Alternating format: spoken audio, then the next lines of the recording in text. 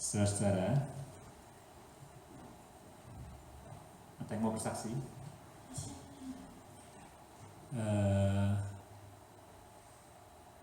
Kapan terakhir saudara mendengar orang bilang sama saudara, I love you?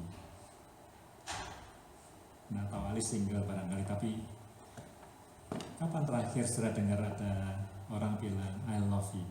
Tuhan Yesus bilang tiap hari. Tiap hari Yesus. Saudara, saya tidak tahu ya. Mungkin ada yang sudah terbiasa dengar I love you dari suaminya, dari istrinya, sampai barangkali sudah terlalu terbiasa, tidak ada artinya lagi. Tidak apa-apa ya, saya tidak bilang itu salah, karena mungkin orang sudah terbiasa love you, love you, love you, I love you, I love you gitu ya, sudah terlalu terbiasa gitu. Tapi sebelum ibadah ini saya dengar orang ngomong sama saya I love you ya. Bukan Esther. Tadi sebelum ibadah saya duduk di ujung situ, ada message di WhatsApp saya dari kakak saya yang khotbah minggu lalu. Dia bilang I love you and I pray for you every day. Itu means a lot. Karena dia tidak ngomong itu setiap hari gitu ya. Jadi bagi saya punya arti yang besar, sangat encouraging gitu ya. Nah, saya tidak mau cerita banyak tentang dia. Minggu lalu Ali sudah introduce dia, and I'm so satisfied that you were there untuk introduce dia. Dari saya cuma satu aja, karena kakak saya adalah orang yang responsible untuk pertobatan saya. Jadi di depan beranda rumah tiap hari nginjili sampai saya ngambil keputusan untuk menerima Tuhan Yesus sebagai Tuhan dan Juru Selamat. Ya, kalau ada satu kontribusi yang paling besar dalam hidup dia kepada saya, ya mengenalkan saya kepada Tuhan Yesus. Tadi sebelum ibadah ini saya duduk di sana, I love you and I pray for you every day. That's enough untuk make a difference untuk hari saya hari ini. Dan seperti Ali, Tuhan Yesus mengatakan I love you every day. Ya, mari kita berdoa sebelum kita baca firman Tuhan. Bapa di surga, terima kasih untuk ibadah pada sore hari ini Tuhan. Karena kami diingatkan kembali betapa Engkau mengasihi kami, betapa Engkau mencintai kami, betapa Engkau hadir di tempat ini untuk menemui kami, untuk bersekutu dengan kami, untuk menyatakan kasih-Mu kepada kami, untuk menyatakan diri-Mu kepada kami, untuk menyatakan kehadiran-Mu di tengah-tengah kami. Terima kasih Tuhan Yesus, kalau firman akan diberitakan, supaya itu menolong kami semua untuk semakin mengenal Engkau Tuhan Yesus. Di dalam nama-Mu kami berdoa. Amin. Saudara, kita akan melihat Nehemia pasal yang ke-8.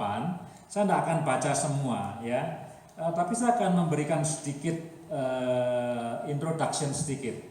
Kalau di Alkitab, Lembaga Alkitab Indonesia, Nehemia 8 ini dibagi dalam 3 paragraf. Ya, paragraf pertama sampai ayat 9, paragraf kedua sampai ayat yang ke-13, paragraf yang terakhir itu 14 sampai 19. Nah, paragraf yang terakhir saya tidak akan baca banyak, tapi cerita saja bahwa Nehemia pasal 8 itu ceritanya mengenai perayaan Hari Raya Pondok Daun.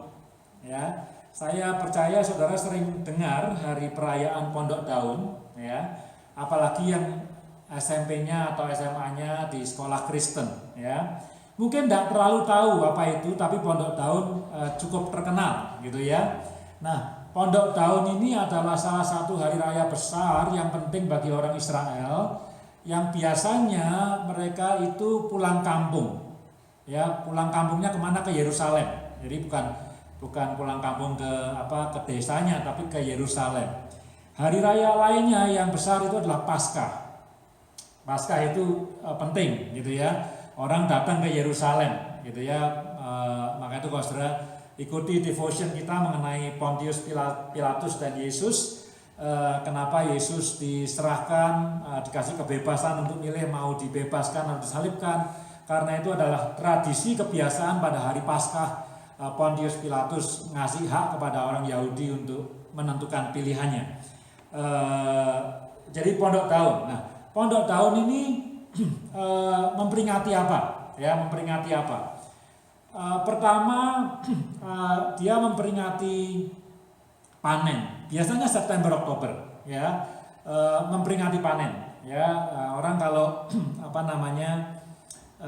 berhubungan dengan pertanian, kerja di ladang, kerja di sawah, biasanya ada pondok-pondok di di kebun, di ladang. Maka itu pada hari raya pondok daun ini ditulis di paragraf yang terakhir, orang-orang Israel bikin pondok-pondok gitu ya. Bisa Anda baca, orang-orang Israel bikin pondok-pondok dan kemudian atapnya itu dari daun-daun. Jadi bukan dari genteng, bukan dari tembok, tapi dari daun-daun. Jadi memperingati atau berterima kasih, mengucap syukur kepada Tuhan untuk panen, ya. Hal yang kedua yang juga diperingati dalam hari raya pondok daun ini adalah orang Israel keluar dari Mesir, ya, dibebaskan dari Mesir. Dia berkelana berpuluh-puluh tahun untuk bisa masuk ke tanah perjanjian, dan selama berkelana itu dia bangun kemah, ya, pondok-pondok gitu ya. Jadi kemah atau pondok tidak, jadi bukan tempat tinggal yang tetap, tapi tempat tinggal yang sementara. Nah, saudara, pondok daun ini penting ya, karena pembebasan orang Israel dari Mesir itu begitu penting. Dan bisa menikmati panen, bisa menikmati hasil bumi juga penting untuk mengucap syukur. Ada yang mengatakan jangan-jangan hari raya Thanksgiving yang diperingati di Amerika dan di Kanada ini inspired by pondok daun gitu ya. Jadi ada kemungkinan kalau mau dicari root religiousnya, mungkin Thanksgiving itu dari hari raya pondok daun. Nah, saudara, di paragraf yang terakhir dikatakan bahwa tradisi membangun pondok-pondok itu, ya, dengan motong-motong daun dan kemudian ditaruh di atasnya, itu katanya terakhir kali dilakukan pada zaman Yosua. Setelah itu tidak pernah lagi. Jadi saya coba-coba ngitung dari zaman Yosua sampai Nehemia ini berapa tahun. Ya, berapa tahun? Wah, lama sekali itu. Ya, lama sekali.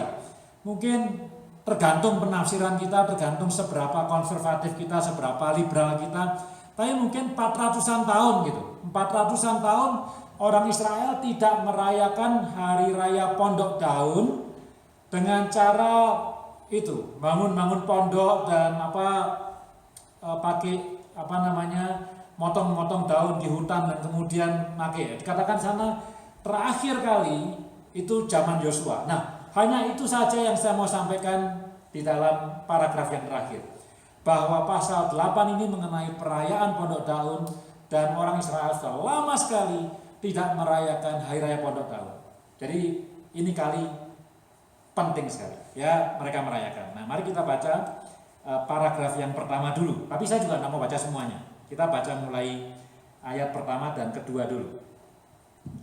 Ketika tiba bulan yang ke-7, sedang orang Israel telah menetap di kota-kotanya, maka serentak berkumpullah seluruh rakyat di halaman di depan pintu gerbang air.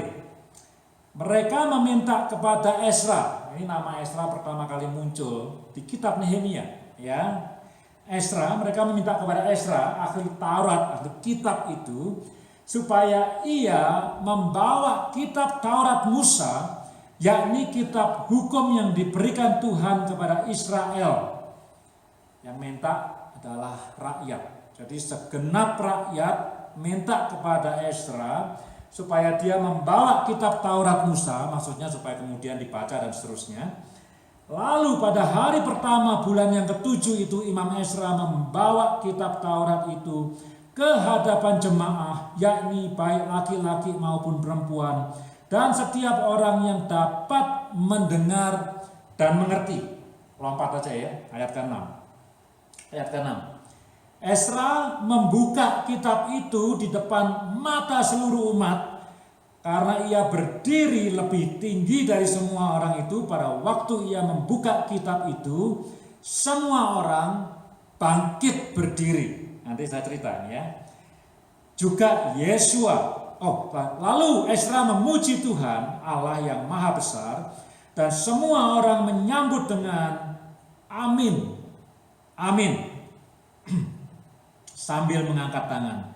Kemudian mereka berlutut dan sujud menyembah kepada Tuhan dengan muka sampai ke tanah, tersungkur gitu ya.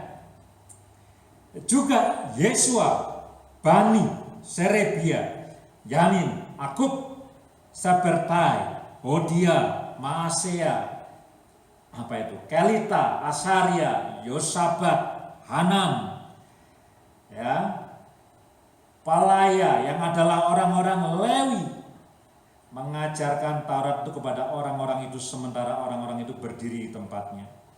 Bagian-bagian daripada kitab itu, yakni Taurat Allah, dibacakan dengan jelas dengan diberi keterangan-keterangan sehingga pembacaan dimengerti. Nah, itu dulu ya. Saudara, eventnya Pondok Daun. Tapi yang menjadi kunci dari pasal ini, dari pasal 8, yang menjadi kunci dari kisah ini adalah Taurat. Ya, kalau mau yakin nih, terakhir saya baca ya. Di ayat yang terakhir, ini ayat terakhir dari pasal itu, ayat 19. Jadi tadi yang saya cerita mengenai bagaimana orang bangun-bangun rumah dari pondok gitu ya. Ayat 19 ini adalah bagian-bagian kitab Taurat Allah itu dibacakan setiap hari dari hari pertama sampai hari terakhir. 7 hari lamanya mereka merayakan hari raya itu, dan pada hari yang ke-8 ada pertemuan raya sesuai dengan peraturan. Jadi eventnya Pondok Daun, tapi intinya, core-nya itu adalah firman Tuhan, Alkitab. Nah, saudara, sebelum saya mengajak kita untuk melihat ayat-ayat yang kita baca tadi, saya ingin mengatakan begini. Alkitab itu penting. Tidak ada hal yang baru ya, Alkitab itu penting ya. Firman Tuhan itu penting. Kita yang ada di ruangan ini, ya, yang 3 keluarga ini tahu betul bahwa membaca Alkitab setiap hari itu positif, ya, ada gunanya, baik adanya disiplin rohani yang baik. Tidak perlu diajar lagi, ya. Kalau ada orang baru atau orang yang tidak Kristen mungkin perlu diberitahu, bacalah Alkitab setiap hari. Tapi orang yang ada di sini dalam ruangan ini semua tahu baca Alkitab setiap hari itu penting, healthy, sehat, bawa manfaat untuk kita semua. No questions buat itu, ya.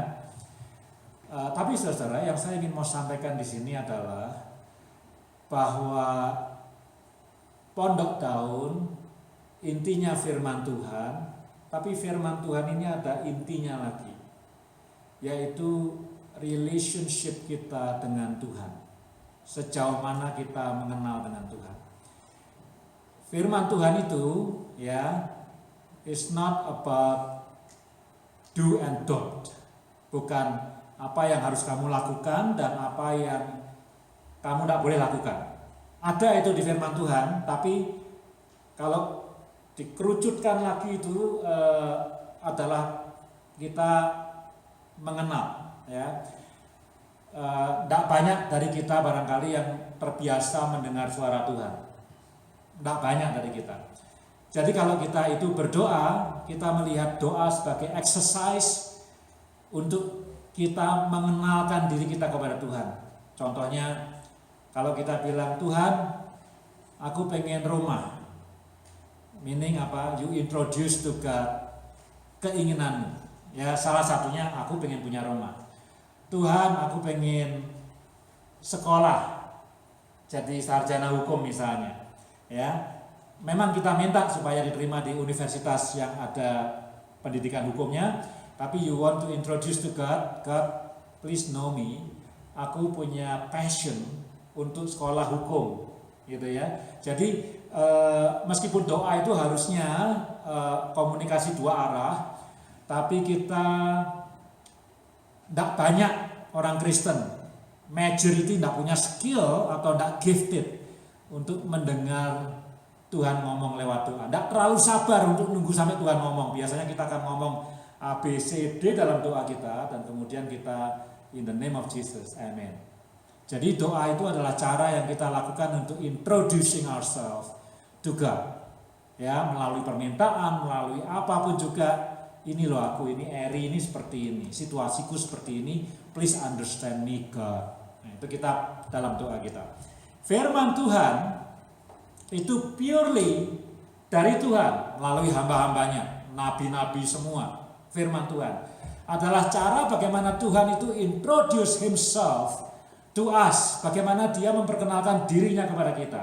Jadi saudara, kalau kita itu bergaul erat dengan firman Tuhan, kita membaca firman Tuhan setiap hari, kita punya disiplin rohani, entah melalui our daily bread, entah melalui buku saat teduh, entah melalui devotion yang lainnya yang ada di internet banyak sekali itu. Maka the goal of it adalah kita mengenal siapa itu Tuhan. Kita punya relationship yang akrab dengan dia. Kita tidak salah mengerti tentang siapa dia. Jadi pondok-pondok dan daun-daun itu a symbol. Itu a symbol dari kita mengucap syukur, atau orang Israel mengucap syukur dibebaskan dari Mesir, mengucap syukur untuk hasil panen. It's a symbol. Dan firman Tuhan yang dibacakan is a symbol of bagaimana orang Israel relationship-nya dengan Tuhan, sejauh mana mereka itu mengenal dengan Tuhan. Nah ini ya yang pertama yang kita bisa belajar dari orang Israel. Ya, tumben-tumben loh kita belajar dari orang Israel. Ya. Yang pertama tadi di ayat yang 2 dikatakan apa? Mereka minta kepada Ezra supaya Taurat Tuhan yang diberikan kepada Musa itu dibawa dan dibaca oleh Ezra yang adalah ahli Taurat, ahli firman. Jadi ini bukan top down tapi bottom up. Ini bukan perintah dari Ezra, bukan perintah dari pendeta, bukan perintah dari pemimpin. Ayo kita mesti baca firman Tuhan, tapi tidak tahu bagaimana orang Israel itu bisa muncul satu kerinduan dan berkata kepada pendetanya, kepada imamnya, tolong kitab Taurat yang diberikan kepada Musa itu kamu bawa keluar. Kamu baca di depan kita dan kamu jelaskan kepada kita. Nanti kan ada penafsir-penafsirnya tuh orang-orang Lewi. Ya, jadi desire itu dari bottom up. Orang Israel itu merindukan lebih daripada kitab Tauratnya, tapi dia merindukan Tuhan yang diperkenalkan melalui kitab Taurat. Ya, jadi ada kangen gitu. Ya, apalagi kalau betul sama sekali tidak ada perayaan Pondok Daun selama ratusan tahun sejak zaman Yosua, maka ada rasa emptiness, ada rasa ingin mengalami Tuhan yang disampaikan melalui firman. Karena tidak ada yang lain lagi. Ya, firman Tuhan itu ngomong soal apa? Yang ngomong soal Tuhan. Namanya juga firman Tuhan. Kalau firman Eri ya ngomong soal Eri, firman Ali ngomong soal Ali. Tapi firman Tuhan ngomong soal apa? Firman Tuhan yang ngomong soal Tuhan, introducing God. Itu yang pertama, ya. Nah, kita bertanya nih, kalau bahasa nggak akan lama-lama ya. Kita bertanya, sejauh mana kita itu merindukan Tuhan? Nah, ini nih kuncinya. Kalau kita itu malas, ya, orang Kristen itu malas baca Alkitab setiap hari, ya. Itu bukan menandakan, sekali lagi, itu tidak menandakan bahwa orang itu tidak merindukan Alkitab atau tidak merindukan devotion time. Tapi karena orang itu tidak merindukan pribadi Tuhan. Itu, ya. Jadi kalau kita merasa bahwa bolong-bolong baca Alkitab tiap hari itu it's okay, maka kita juga adalah orang yang tidak melihat relasi dengan Tuhan itu sesuatu yang penting-penting banget. kita tidak melihat bahwa mengenal Tuhan itu sesuatu yang penting-penting banget. Jadi it is not the book, gitu. Bukan benda mati ini, tapi the person of God. Ya, pribadi Tuhan, pengenalan kita akan Tuhan. Jadi semakin kita jarang baca Alkitab, semakin kita tidak mengenal Tuhan, semakin kita tidak punya relasi yang intim dengan Tuhan. Meskipun mungkin kita pernah baca sekali 5 tahun yang lalu dan kemudian tidak pernah baca lagi misalnya. Ya, itu pertama. Yang kedua ya, mulai ayat yang ke-6. Tadi saya bilang saya akan jelaskan ini. Ayat yang ke-6, Esra membuka kitab itu di depan mata seluruh umat karena ia berdiri lebih tinggi dari semua orang itu. Pada waktu ia membuka kitab itu, semua orang bangkit berdiri. Saudara, saya tidak tahu apakah saudara pernah ke gereja-gereja, saya tidak tahu dengan Lutheran ya, karena saya tidak pernah lama dari gereja Lutheran. Tapi saya pernah tinggal di Inggris yang membuat saya beribadah di gereja Anglikan. Ya, itu pun juga saya tidak bisa bilang sering banget gitu, tapi mau ke gereja mana lagi gitu kan? Adanya kan Anglikan gitu ya, ada Anglikan yang Injili, ada Anglikan yang karismatik, ada Anglikan yang very traditional gitu ya. Nah, di gereja di tempat kami itu beribadah, nomor 1, kalau gereja kita enggak, kalau gereja kita ini, gereja Edsvan ini, kalau Ali bilang, mari kita berdiri nyanyi, kita nyanyi berdiri. Tapi ada gereja, enggak usah Anglikan, misalnya gereja Baptis, dimana saya beribadah di Chicago dulu, setiap kali menyanyi, itu ya pasti berdiri. Kalau nyanyi sudah otomatis enggak usah, mari kita berdiri. Begitu lagu, organ main, mungkin orang masih duduk. Begitu mulai ngomong langsung dengan sendiri berdiri. Ya, itu tiap gereja punya tradisi masing-masing. Ya, gereja Anglikan yang saya hadiri di Oxford, nyanyi berdiri. Baca firman Tuhan berdiri. Ya, itu sudah otomatis, enggak usah. Mari kita bangkit berdiri untuk dengarkan, enggak usah gitu ya. Nah, ada juga nih, ini modifikasi ya. Ada juga kalau firman Tuhannya adalah kata-kata Tuhan Yesus, baru berdiri. Ya, itu gereja bebas menentukan tradisinya masing-masing, ya. Tapi mungkin ini nih backgroundnya, ya.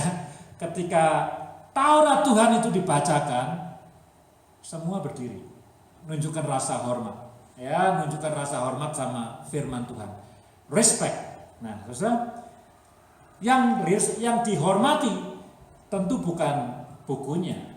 Kalau nyanyi bukan kidung pujiannya, yang dihormati bukan buku Alkitab ini. Ini Alkitab gampang sobek, juga bukan barang yang terlalu mahal, gitu ya, bukan ini. Yang dihormati apa? Orang mungkin bilang isinya ya mungkin isinya, ya. Tapi kembali kepada tadi teori saya, yang dihormati adalah Tuhan yang diperkenalkan melalui Alkitab ini, firman Tuhan ini. Jadi sikap kita kepada firman Tuhan ketika kita merenungkan firman Tuhan, ketika kita mendengarkan firman Tuhan, ketika kita membaca firman Tuhan, orang Israel mengajar kita with respect, dengan hormat. Ya, bukan pada benda matinya, bukan pada pengkhotbahnya, bukan pada isi khotbahnya, tetapi pada Tuhan yang diperkenalkan melalui kitab suci tersebut. Itu yang kedua, ya, sikap kepada firman Tuhan itu dengan hormat. Karena sekali lagi ini soal simbol. Firman Tuhan symbolize God Himself. Yang ketiga, ya, ayat 7. Lalu Esra memuji Tuhan, Allah yang maha besar, dan semua orang menyambut dengan amin, amin sambil mengangkat tangan. Kemudian mereka berlutut dan sujud menyembah kepada Tuhan dengan muka sampai ke tanah. Ya. Attitude-nya apa kepada firman Tuhan? Worship. Ya, tunduk, worship. Tadi hormat, sekarang worship sampai mukanya ke tanah, nempel dengan tanah, ya. Worshiping God. Kadang-kadang Kalau hari Kamis kita berdoa untuk ibadah minggu, doakan Pak Eri yang akan bawakan firman Tuhan, doakan Ali yang akan mimpin worship, gitu ya. Ya enggak apa-apa ya, itu kan vocabulary manusia ya, doakan yang mimpin worship, doakan yang khotbah, doakan yang ngajar sekolah minggu. Tapi ini yang menarik nih ya, ketika firman Tuhan, Taurat Tuhan dibacakan, lalu ada worship, memuji Tuhan, semua mengaminkan, kemudian berlutut, kemudian mukanya itu sampai ke tanah. Apakah kita itu menyembah Alkitab? Enggak. Maksudnya menyembah Alkitab buku mati ini enggak. Apakah kita itu menyembah kata-kata yang ada dalamnya? Enggak. Tapi kita menyembah in awe kepada Tuhan yang diperkenalkan melalui kitab suci ini. Ya. Itu sudah berapa tuh? Sudah ketiga. Ya. Dengan kerinduan, dengan hormat, dan dengan menyembah. Kita teruskan ya.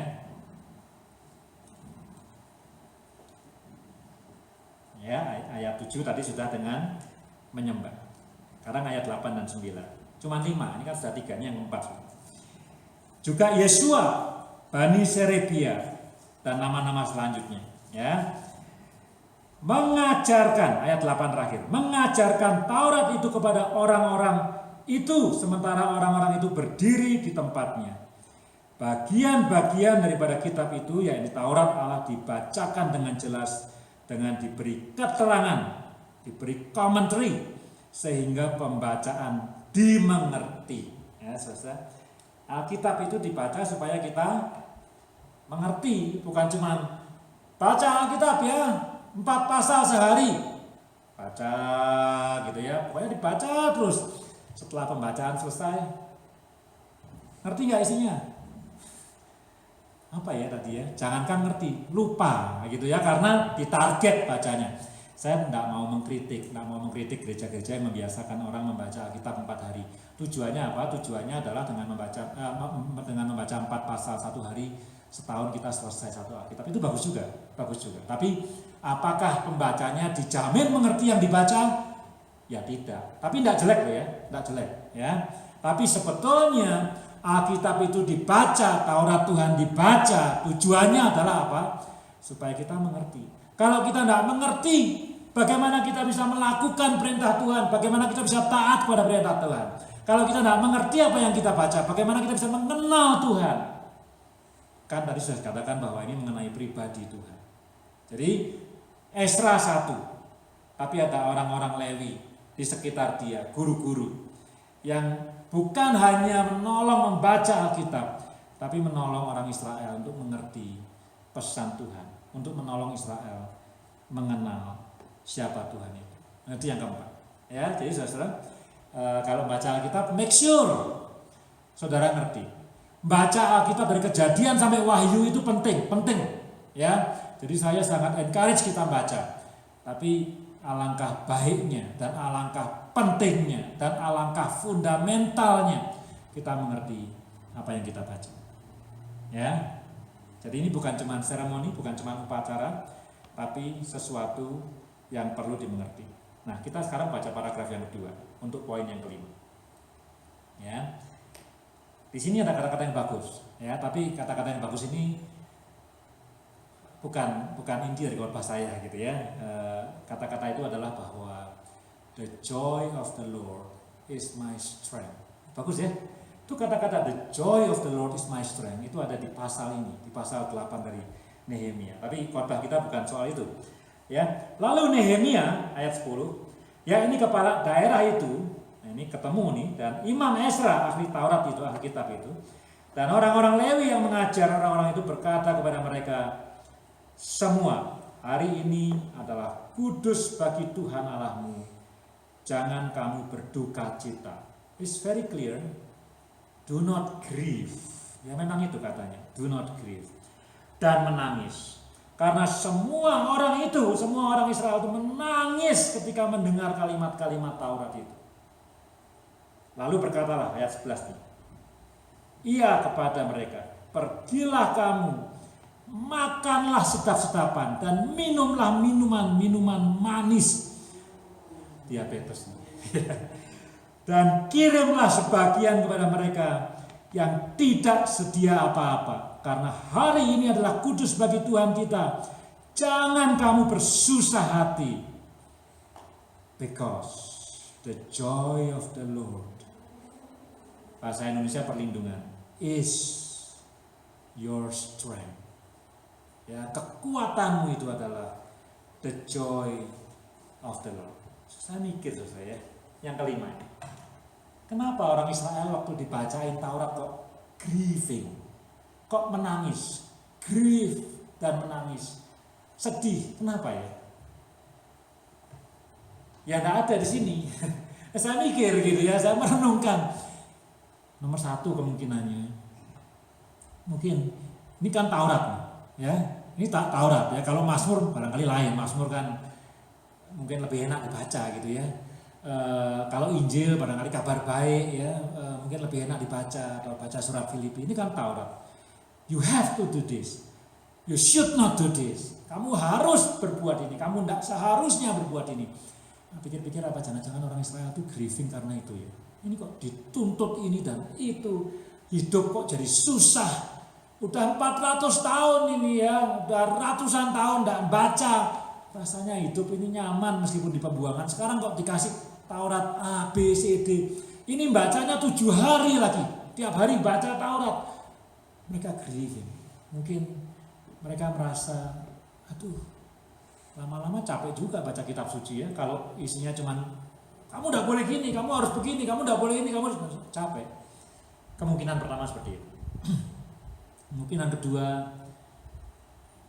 kemungkinan pertama enggak apa-apa ya. Jadi kalau saudara-saudara membaca Alkitab kemudian merasa capek gitu ya, even enggak usah Taurat, baca yang lain-lainnya, aduh bohong dosa, gini enggak boleh, uang harus dibagi sama orang miskin, terus capek gitu ya, that's okay. Yang kedua, mungkin orang Israel merasa, loh aku kok jauh banget ya dari yang di-required oleh Taurat ya. Ternyata hidup kita ini kok jauh banget dari yang diminta oleh Taurat. Apalagi ya itu sudah ratusan tahun enggak betul-betul merenungkan merayakan pondok daun ini, membaca Taurat setiap hari.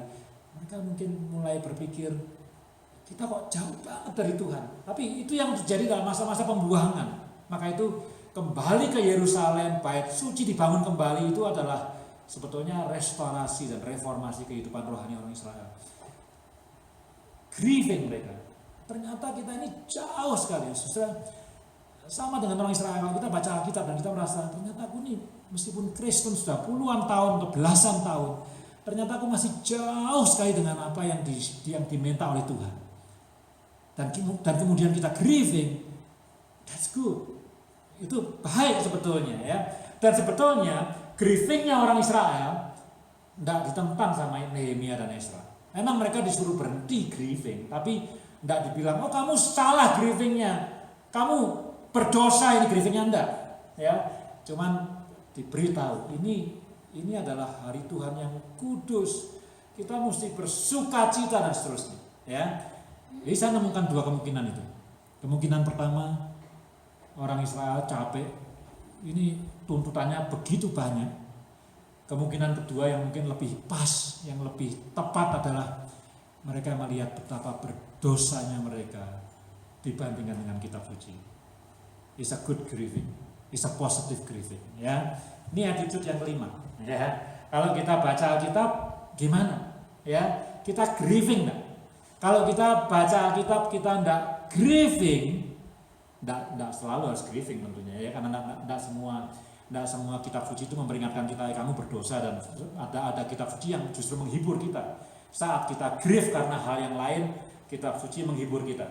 Saya sudah bersaksi 2 minggu yang lalu dalam keadaan saya takut, ingat kesaksian itu ya. Cari ayat Alkitab, mencari kemana lagi gitu kan? Cari ayat Alkitab yang menguatkan, dan betul itu menguatkan saya. Dan kemudian saya berpikir, oh siapa tahu ada orang lain yang juga bisa dikuatkan oleh ayat tersebut. Ya, siapa tahu. Tapi juga banyak bagian kitab suci yang menyatakan kebenaran, menyatakan bagaimana seharusnya kita hidup. Dan kalau kita grieving seperti orang Israel itu, kita bertobat. That's the right attitude. Itu adalah attitude yang betul sebetulnya, bahwa kita itu grieving kalau kita diperingatkan. Kamu salah loh. Standarnya firman Tuhan seperti ini, kamu masih jauh. Atau kalaupun nggak jauh, kamu belum sampai standar itu. Kamu mesti bertobat, kamu mesti berjalan ke arah Israel itu. Ya, nah sekarang penutupnya. Ya, tadi ingat dulu yang 5 itu ya. Nomor 1 apa? Kita perlu eagerness, perlu desire, perlu kerinduan sama firman Tuhan. Sebabnya apa? Itu devotion setiap hari itu cuma simbol saja, seperti pondok daun itu simbol saja. Tapi inti dari devotion kita tiap hari adalah relasi kita dengan Tuhan. Sejauh apa kita mengenal Tuhan. 1. Yang nomor 2, dengan hormat. Dengan hormat. Dengan paradigma yang pertama kita tahu. Kenapa kita hormat? Bukan sama benda matinya, sama Tuhan yang memperkenalkan dirinya dalam Alkitab. Worship, ya, bukan cuma hormat tapi dengan worship sampai ke tanah. Yang keempat, ngerti, ya, bukan asal baca, bukan asal menghafal, tapi mengerti, ya, kayak itu ada Bible study. Ali ini kayak orang Lewi saya pikir ya, karena terus terang saja, menurut saya loh ya, menurut saya nih, saya yang ikut Bible study itu kalau nggak dipandu, kalau baca kitab Amos juga nggak ngerti. Ini apa nih kitabnya gitu ya. Jadi ada orang Lewi, ada Ali yang menjelaskan. Ini artinya apa? Tujuannya apa? Supaya dimengerti. Kalau nggak dimengerti mana bisa ditaati. Dan yang terakhir, grieving, dengan semangat mau bertobat, willing untuk bertobat kalau baca firman Tuhan. Nah, ini yang terakhir di penutupnya. Pertanyaannya adalah, penutupnya ini yang awal nih. Pertanyaannya tentu untuk poin yang kelima ini. Kalau grieving itu adalah positif dalam membaca firman Tuhan, kenapa orang Israel disuruh berhenti grieving? Jadi ini mengganggu saya. Grievingnya tidak negatif, tapi Ezra dan Nehemia bilang stop grieving. Kita baca lagi ya. Lalu berkatalah ayat 11, ia kepada mereka, pergilah kamu, makanlah sedap-sedapan, atau makanlah yang enak-enak, minumlah minuman yang manis, ya. Kirimkan sebagian kepada mereka yang tidak sedia apa-apa, yang tidak punya, kamu kasih makanan, kasih minuman. Karena hari ini adalah kudus bagi Tuhan kita. Jangan kamu bersusah hati, sebab sukacita karena Tuhan itulah perlindungan. Saudara, di balik perayaan-perayaan hari raya orang Israel, ini kalau kita kembali kepada zaman Tuhan Yesus, ya, kembali kepada zaman Tuhan Yesus. Orang-orang Yahudi dikritik sama Tuhan Yesus. Bukan karena Tuhan Yesus anti sama Taurat, tapi karena Tuhan Yesus anti kepada orang Yahudi yang mementingkan ritual, tapi lupa dengan arti di balik ritual itu. Ya, merayakan pondok tahun baik-baik saja, a Thanksgiving celebration.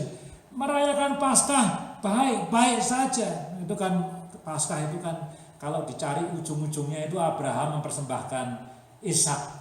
Ini barusan Idul Raya Korban, ya.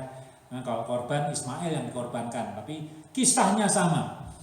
By the way, saya gara-gara itu korban itu jadi nonton di YouTube ya. Binatang apa yang sebaiknya dikorbankan. Ini saya belajar sesuatu yang baru ya, bahwa the best itu adalah kambing. Sapi meskipun lebih besar, value-nya lebih rendah daripada kambing. Ya, pengetahuan umum saja ya. Saya mau belajar kenapa kambing ya, cari aja di YouTube banyak penjelasannya. Anyway, orang Israel, orang-orang Farisi mementingkan ritual, tapi dia lupa inti dari ritual itu, ya. Nah, saudara, ini adalah hari raya pondok daun. Kita bersyukur kepada Tuhan. Tuhan hadir di sana, ya. The God that we worship ada di situ. The presence of Him is there. Nehemia sama Esra nanya, kenapa kamu grieving? Kenapa kamu sedih? Di dalam Injil Yesus bilang kalau anak manusia ada di sini. Waktu dikritik sama orang Farisi, kenapa murid-muridmu tidak berpuasa? Yesus bilang, kalau aku ada di sini, bagaimana mereka bisa berpuasa? Nanti kalau aku sudah pergi dari dunia ini, baru mereka berpuasa. Sekarang Raja itu ada di sini, saatnya untuk bersuka cita. Nah, saudara, the presence of the Lord dalam Hari Raya Pondok Daun itu seakan-akan dilupakan oleh orang Israel. Yes, they are right.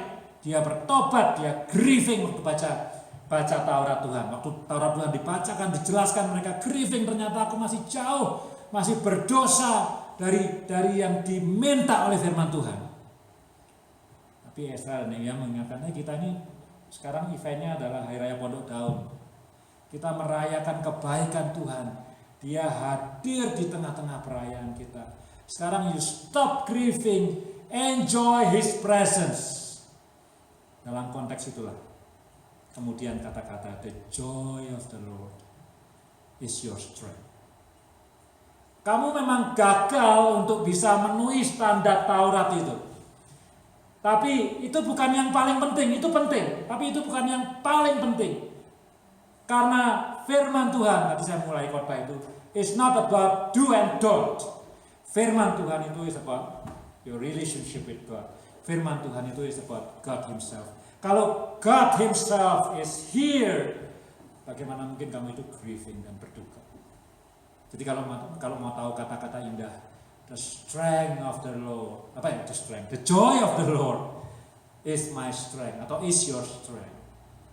Itu backgroundnya ini. Kalau Tuhan itu hadir dan presence, dan kita bisa menikmati presence, kita mengenal Dia, bukan cuma menghafal Alkitab, bukan cuma bertobat, bukan cuma do what we have to do and we don't do what we don't have to, that we shouldn't do, maka kita bisa menikmati relasi kita.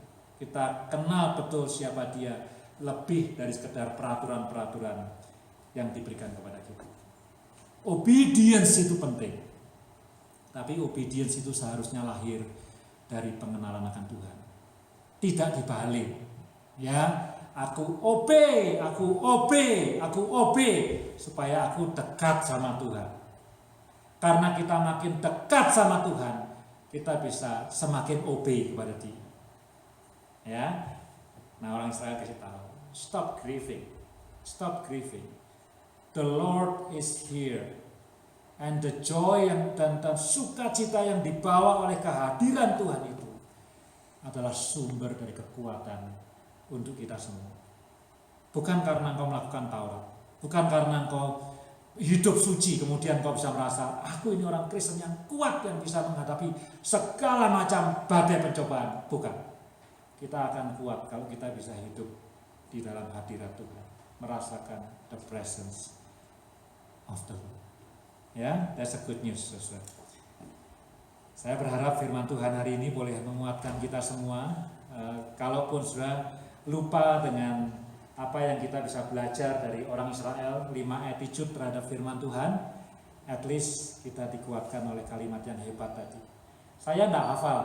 Saya hafal kata-kata itu, the joy of the Lord is my strength. Sering ada banyak flyernya di internet. Tapi saya kaget, kok adanya di Nehemia? Saya pikir ada di Mazmur, ada di Amsal gitu ya. Adanya kok di Nehemia, kaget juga saya.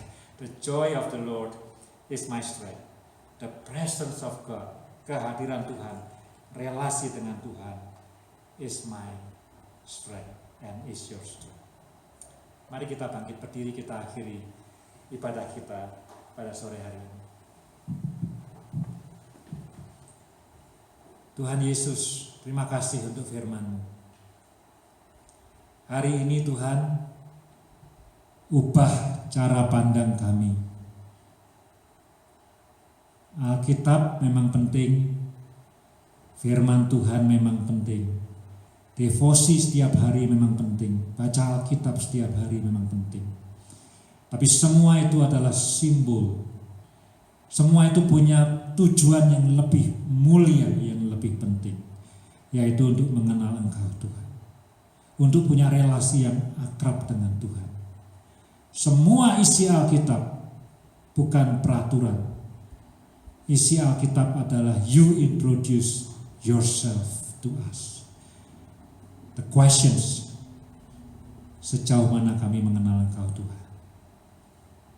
Tolong kami Tuhan dalam relasi kami dengan Engkau.